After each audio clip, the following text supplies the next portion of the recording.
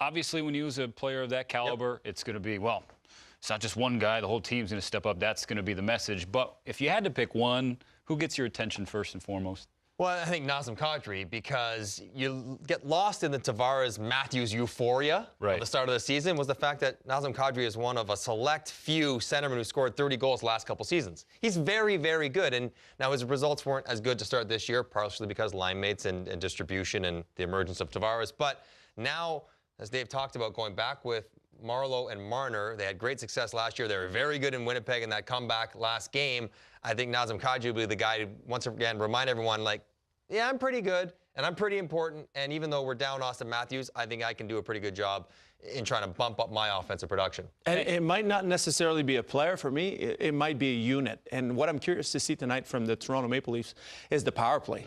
Because, you know, when you lose the threat and a player the caliber of Auston Matthews, that was that, you know, playing on his natural side, on the left side of the power play, and, you know, having tremendous success of just getting the pass across from, you know, Marner and attacking the net and making plays and shooting the puck.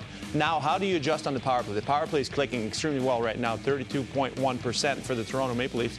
But what I'm curious to see is, how are they going to utilize John Tavares? Is John Tavares going to stay in front of the net? Are they going to find a way to get him more touches? Because I've always been one to believe that in order for a power play to be successful, you have to give the most amount of touches possible to your best players. Those best players on the ice for that power play right now, when I look at this power play, is going to be Marner on the one side, it's going to be Tavares on the other side. Tavares is more comfortable playing on the offside wing, which he's been doing for years with the New York Islanders. Do we switch him around, put Marner back on the other side? I'm curious to see how they're going to work that power play around as it develops, because as we know and as what we've been told, Kapanen is going to be where Auston Matthews was. Is that going to be the answer? Is that going to be clicking? I'm curious to see the adjustment that they'll make there. Right shot one-timer, which is good news. He can shoot it really well. Also good news, doesn't have the kind of vision and passing ability of Auston Matthews. Real quick, I want quick answers because we encourage viewers on NHL Network to get involved in the show. Any questions? We do have one from Arnold James. What do you think the probability is for Toronto of making it to the finals, knowing they're going to go through this stretch